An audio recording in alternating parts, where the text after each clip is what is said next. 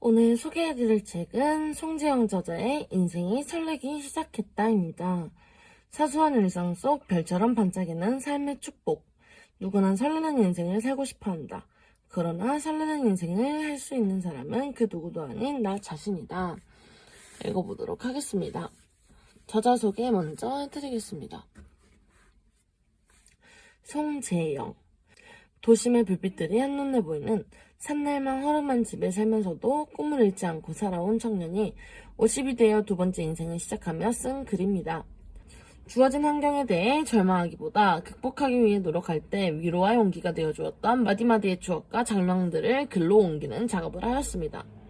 이런 기억들이 기록되어 있기에 쓰러지고 넘어지더라도 결코 주저앉거나 포기하지 않을 것 같습니다.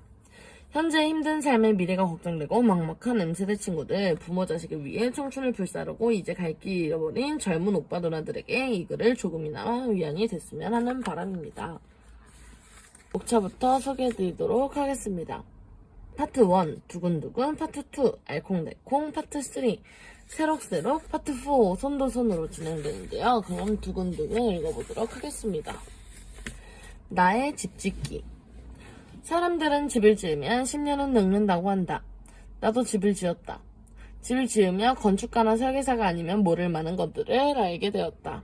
사람이 거주하는 방의 길이와 높이는 몇 미터 정도가 되어야 하는지, 2층으로 가는 계단들의 높이는 몇 센치 정도가 오르내리기에 가장 적당한지, 용도별 문의 크기와 여닫는 방향은 어떠한지를 이제 안다. 한 채의 집이 완성되기 위해 얼마나 많은 사람들의 수고로움이 더해지고 얼마나 많은 것들이 필요한지도 안다. 내가 지은 집에 산다는 것은 그 집에 대한 모든 것을 알고 있다는 의미다. 집에 대한 이야기를 조심스럽게 꺼냈을 때 아내는 산뜻 동의해 주었고, 다른 사람들은 아내가 싫어해서 주택으로 가지 못한다고 하는데 마당에서 텃밭 가꾸며 사는 게 좋다고 했다. 결혼 후 남자는 태어나서 성 하나쯤은 있어봐야지 라며 호기롭게 나의 버킷리스트에 집 짓기를 올려놓았다. 이런 마음을 알기에 나에게 맞춰주려 했던 것 같기도 하지만 어쨌든 무척 만족하고 있으니 다행이다. 집을 짓기로 하면서 살고 있던 아파트를 처분하고 전세로 이사했다. 대지를 구할 돈을 마련해야 했다. 집터를 구하는데 몇 가지 원칙도 정했다. 외곽으로 나가더라도 교통이 편리해야 하므로 버스가 닿는 종점을 벗어나지 아니하여야 하고, 주택의 난방과 정화조 관리에 대한 어려움을 익히던 터라 도시가스와 정화조 연결이 되는 곳이어야 하며, 주민들과 더불어 살기 위해 동네 안에 위치한 터를 찾기로 했다. 주말이면 전주시 인근에 있는 색이 좋다는 집터를 찾아 무던히도 발품을 많이 팔았다. 예쁜 주택을 만나면 사진도 찍고 메모도 하면서 앞으로 지을 집에 대한 스케치도 함께 해나갔다. 전원생활에 대한 이런저런 조언을 듣기 위해 주택을 짓고 사는 사람들을 만나 좋은 대화도 많이 나눴다. 집을 짓기 위한 준비를 하던 1년여의 시간들은 정말 즐겁고 행복했다. 대지를 구입하고 우리가 짓고 싶은 집의 설계를 시작했다. 욕심만 앞서 그간 보았던 집들의 좋은 부분을 모두 담으려다 보니 지었다 부셨다만 반복할 뿐이었다. 결국 전문가의 도움을 받고서야 우리가 오랫동안 생각했던 집의 설계도가 완성되었다. 과정이 순조롭지만은 않았다. 조용한 마을에 외지인이 들어오는 것을 마땅치 않게 여기신 동네분이 차량으로 길을 막아 공사가 중단되기도 하고, 동네 부지를 이용하지 못하도록 철조망을 쳐서 궁궁에 빠지기도 했다. 가족 간에도 마음이 맞지 않아 다툰다는데 오랜 세월을 동네분들만 지내다가 이방인이 들어오는 것에 대한 거부감이 있는 것은 어찌 보면 너무 당연하다. 가족으로 인정받기 위해 내가 다가가야 한다는 마음으로 노력했다. 인상이 좋다고 말해주는 사람들의 호감과 인사성 밝은 천성도 도움됐다. 집을 완성하고 울타리를 두르고 잔디를 심고 텃밭과 꽃밭도 만들었다. 텃밭과 꽃밭은 그렇다고 하더라도 잔디는 대신 고민을 조금 했다. 전원생활을 힘들게 하는 것 중 잔디도 단연 선순위로 알려져 있었기 때문이다. 뽑을 때 뽑더라도 초록 가득한 전원주택의 환상을 포기할 수 없어 마당에 잔디를 촘촘히 심었다. 충전용 예초기도 구입하고 1년에 4번 정도 잔디를 깎는다. 잔디를 깎고 나면 이발하고서의 깔끔함과 단정하는 박음감을 희열을 느끼게 되어 오히려 나에게 기쁨이 되고 있다. 집의 소재는 목재로 하였다. 딱히 목재에 대한 정보나 지식이 많았던 것도 아닌데 단지 목재가 건강에 좋다는 말에 이끌렸던 것 같다. 집의 틀을 잡기 위해 세워진 목재들을 보면서 인간의 골격 같다는 생각이 들었다. 바람이 잘 통하는 목재로 이어진 벽면은 숨쉬는 피부를 들인 느낌이었다. 이렇게 목재로 지어진 집은 여름에 시원하고 겨울에 온화했다. 이사하던 날 어릴 적 읽었던 동화책을 떠올리며 다 큰 아이들을 방강제로 데리고 2층 창문을 통해 지붕에 자리를 잡았다. 멀리 모악산 정상의 불빛이 깜빡이고 밤하늘에 초롱초롱한 별이 우리에게 쏟아졌다. 그때 함께 나누었던 꿈들이 아이들의 옛날 이야기에 오랫동안 남아있었으면 좋겠다. 집안에 누워 가만히 눈을 감아본다. 살랑이는 바람결은 나를 스쳐 지나가고 내리는 별빛방울의 감촉은 나의 손등에 부딪혀 부서지며 소록소록 소리내는 하얀 텅 빈 가슴을 따뜻하게 덮어준다. 밖의 충격이 완전히 나에게 몸에 전해진다. 나의 집 하나하나가 된다. 기적을 일으키는 숫자 100. 100점을 받아본 게 언제였나 생각해본다. 초등학교 시절 이후엔 예체능 과목 이후에 100점을 받은 기억이 없는 것 같다. 우리는 누구나 100점을 꿈꾸지만 능력의 한계로 쉽게 얻지도 못할 뿐더러 누구에게나 허락된다면 그만한 가치도 없을 것이다. 100점이 가지는 가치가 빛나는 이유는 모두 맞추어서 대단하다는 의미보다 100점을 받기 위해 쏟았을 정성과 노력을 인정해주는 것에 있다고 생각한다. 100점을 받으면 더 이상 아무런 말이 필요 없다. 좀 더 잘해야 한다느니, 다음에는 잘하자느니, 조금만 노력하면 되겠다느니 하는 사족의 말들이 전혀 필요 없다. 100일은 그만큼 경이롭기도 하고 완성된 느낌을 주기도 하며 뭔가 달성했다는 의미를 담고 있기도 하다. 학창시절에 공부를 잘하지 못한 나는 100이라는 숫자와 별로 인연이 없다. 졸업하고 사회에 진출하면서 가끔 시험을 봐야 할 때가 있었지만 꼭 100점이 필요한 시험은 아니었다. 더욱이 나이가 들어가면서 시험을 봐야 할 경우도 없어지다 보니 100점을 받아야 하는 부담도 없어지게 되었다.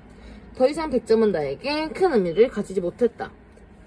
그럼에도 인생에서 100이라는 숫자는 여전히 내 곁에 남아있다. 주변을 둘러보기만 해도 많은 사람들의 간절한 소망을 담아 100일치성, 100일기도, 100일 불공과 같이 100일간 정성을 다하는 것을 종종 볼 수 있다. 뭐든 100일 동안 꾸준히 한다는 것은 결코 쉬운 일이 아니다. 100점을 받는 것만큼 어렵고 힘들다. 그렇기에 100일간 소망하면 이루어진다는 믿음도 생겼을 것이다. 나도 100일 정성을 들인 적이 3번 있다. 처음 100일 미사는 큰애를 위해, 두 번째 100일 필사는 둘째를 위해, 마지막 100일 프로젝트는 나를 위한 시간이었다.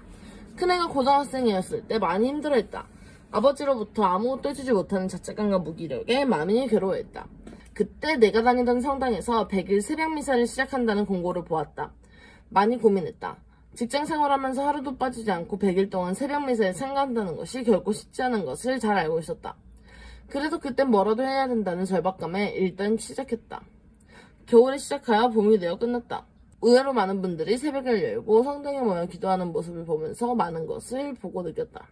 가능 늦은 회식에 천금 같은 몸을 간신히 들쳐매고 참여한 미사에는 신부님이나 수녀님에게 전날 음주 후유증을 보여야 하는 민망함도 있었다. 한 달 정도는 일어나는 것조차 무기력했다.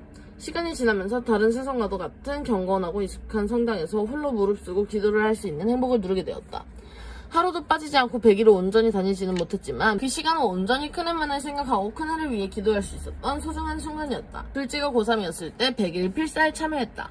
필사문은 자녀를 위한 100일 기도문으로 선택했다. 매일 기도문을 적고 그 밑에 나의 기도문을 적었다. 바쁜 일상에 깜빡 잊고 잠자리에 들었다가 또 다시 일어나 쓰기도 하고 주말이면 여행지에서 쪽지에 나의 기도문만을 적기도 했다. 간절한 마음을 담아 필사를 하면서 자녀를 사랑하는 방법에 대해서도 생각하게 되고 진정 무엇이 자녀를 위한 것인지도 고민하게 되었다.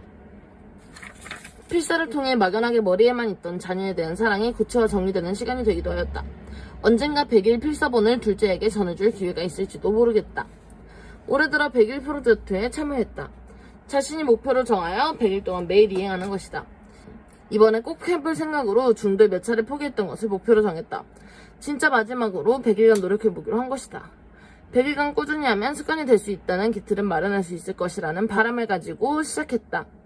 매일 내가 하기로 한 과제를 하였는지 단톡방에 올려 프로젝트에 참여한 사람들과 공유하게 된다. 그래서 어느 정도 반간제 동의력이 생긴다. 초등학교 시절 매일 숙제를 맞춰야 하루가 지나가듯 단톡방에 동그라미를 올리기 위해 하루도 빠짐없이 열심히 했다. 100일 프로젝트 종료 오프 모임에 참석해서 각자 소감을 나누는 시간도 가졌다. 모두가 이 기간을 통해 정말 놀라운 변화를 느꼈다고 했다. 100일이 지나 더 이상 단톡방의 결과를 공유하진 않지만 아직도 내 마음 톡방에는 매일 동그라미를 올리고 있다. 습관의 근육을 단단하게 키웠으니 잘하리라 응원해본다. 3번의 100일 여정은 혼자가 아닌 함께였기에 가능했다고 생각한다. 매일 과제를 마치고 톡방에 결과를 올렸던 사람들이 함께했기에 끝까지 갈 수 있었던 것이다. 100일을 시작하면서 어떤 결과를 기대하고 원했는지 생각해본다. 100일간의 간절한 끝에 바람이 이루어졌는데도 생각해본다. 100일이 되는 날에 깜짝쇼와 같은 변화나 결과를 꿈꾸지는 않았지만 내심 어느 정도의 기대를 하면서 시작했던 건 사실이다. 그러나 한순간에 기적 같은 일이 일어나지는 않는다. 다만 세월이 흐르면서 그때 간절히 기도하고 원했던 일들이 이루어졌거나 조금씩 변함이 이루어지고 있다는 것을 알게 된다. 앞으로 나의 능력이나 노력으로 불가능해 보이는 일을 만난다면 언제든지 다시 100일 과정을 시작할 것이다. 100일간의 고된 여정을 만나는 사람들과 서로 위로하고 위로받으며 각자의 오아시스를 찾아 떠나는 행복여행을 다시 시작하고 싶다. 100이라는 숫자가 가지는 기적을 믿는다. 여기까지 선세영 저자의 인생이 설레기 시작했다 였습니다. 감사합니다.